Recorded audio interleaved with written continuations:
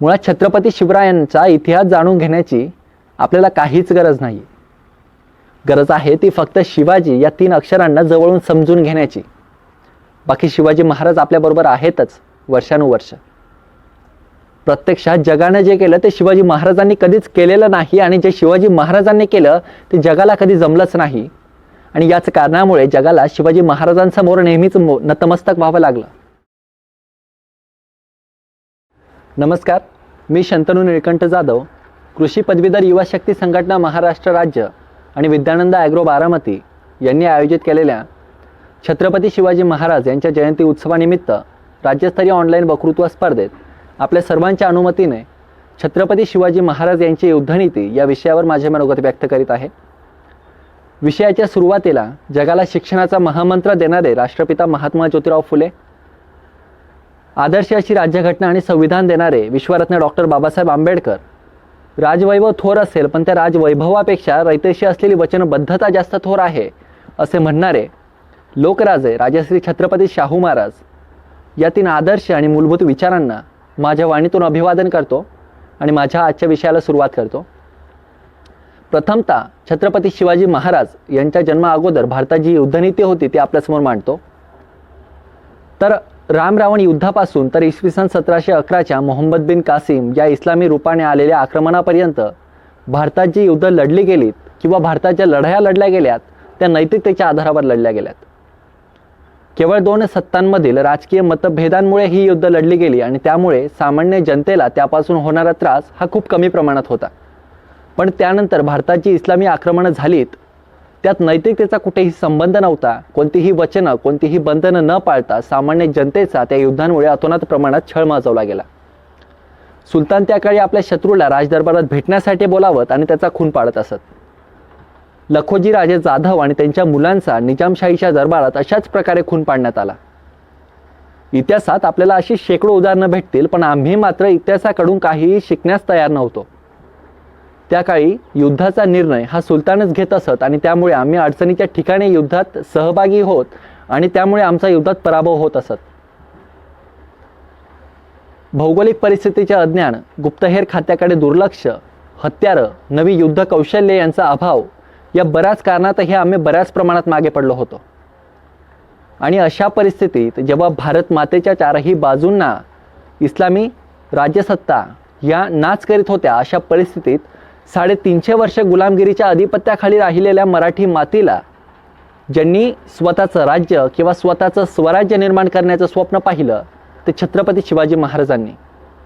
मग प्रश्न पडतो, आपल्या पूर्वजांना अनेक कारणांमुळे पराभवाला सामोरे गेल्यानंतरही छत्रपती शिवाजी महाराजांमध्ये असे कोणते वेगळेपण होते किंवा छत्रपती शिवाजी महाराजांमध्ये असे कोणते वेगळे गुण होते की ज्यामुळे छत्रपती शिवाजी महाराजांना यश संपादन करता आलं?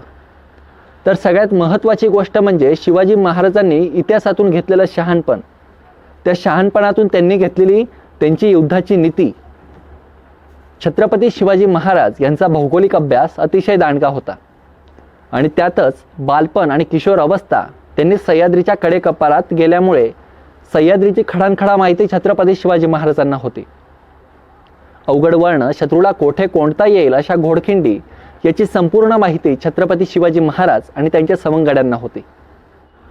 रायरेश्वराच्या डोंगरावर छत्रपती शिवाजी महाराजांनी आपल्या सवंगड्यांसह श्री शंभूंसमोर स्वराज्य स्थापनेची शपथ घेतली आणि तेथूनच स्वराज्य स्थापनेचं पवित्र आणि मंगल कार्याला सुरुवात झाली.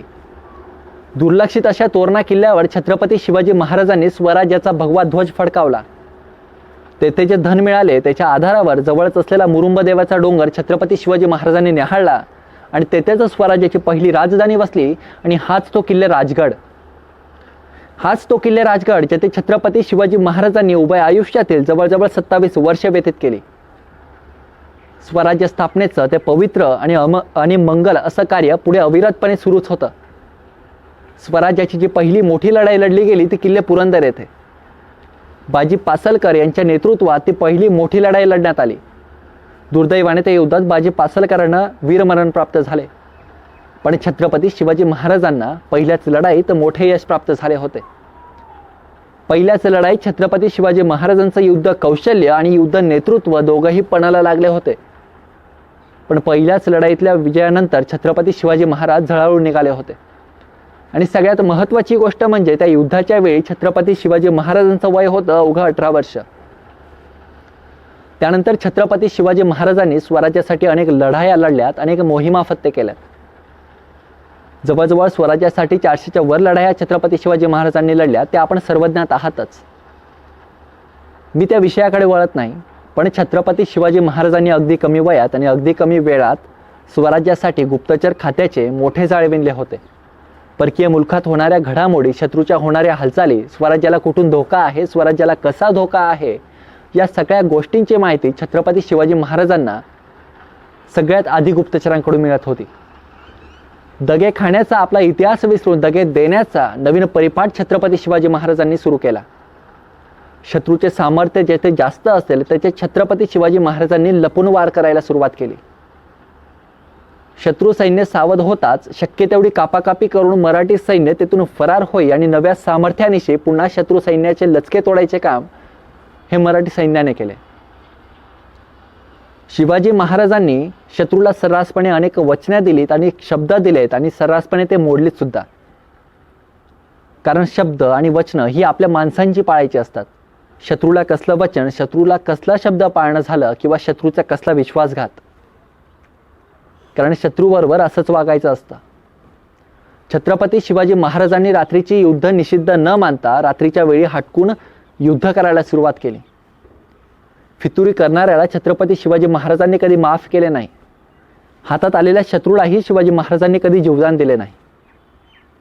छत्रपती शिवरायांच्या युद्धनीतीतला सर्वात महत्त्वाचा गुण म्हणजे त्यांचा अखंड सावधपणा.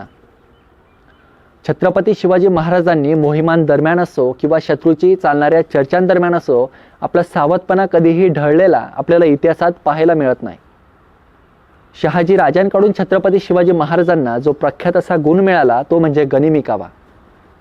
प्रत्यक्षात तो गनिमी कावा नव्हताच, तो होता शिवकावा.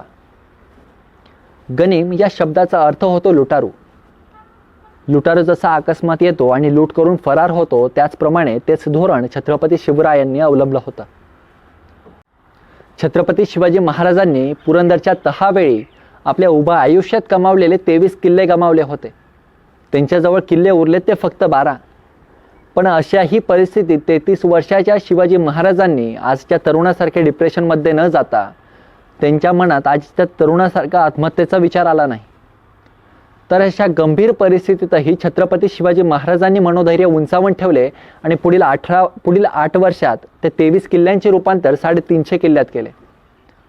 आजच्या तरुणानं छत्रपती शिवाजी महाराजांकडून जो सगळ्यात मोठा गुण, जी सगळ्यात मोठी प्रेरणा घ्यावी ती हीच असे मला वाटते. मुळात छत्रपती शिवाजी महाराजांच्या शब्दकोशात आळस नव्हताच, उत्साह होता. मोह नव्हता, ममता होती. चंचलता नव्हती, निग्रह होता. स्वतःच्या धर्माचा अभिमान होता, पण तेवढाच दुसऱ्याच्या धर्माचा आदरही होता. मुळात छत्रपती शिवरायांचा इतिहास जाणून घेण्याची आपल्याला काहीच गरज नाही. गरज आहे ती फक्त शिवाजी या 3 अक्षरांना जवळून समजून घेण्याची. बाकी शिवाजी महाराज आपल्याबरोबर आहेतच वर्षानुवर्ष. प्रत्यक्षात जगाने जे केलं ते शिवाजी महाराजांनी कधीच केलेलं नाही आणि जे शिवाजी महाराजांनी केलं ते जगाला कधी जमलंच नाही. आणि याच कारणामुळे जगाला शिवाजी महाराजांसमोर नेहमीच नतमस्तक व्हावं लागलं. शिवाजी महाराजांची युद्धनीती एका व्हिडिओमध्ये 7 मिनिटाच्या कालावधीत सांगून कधीच पूर्ण होणे शक्य नाही. पण संयोजकांच्या नियमानुसार आपल्याला वेळेचं बंधन पाळावं लागेल.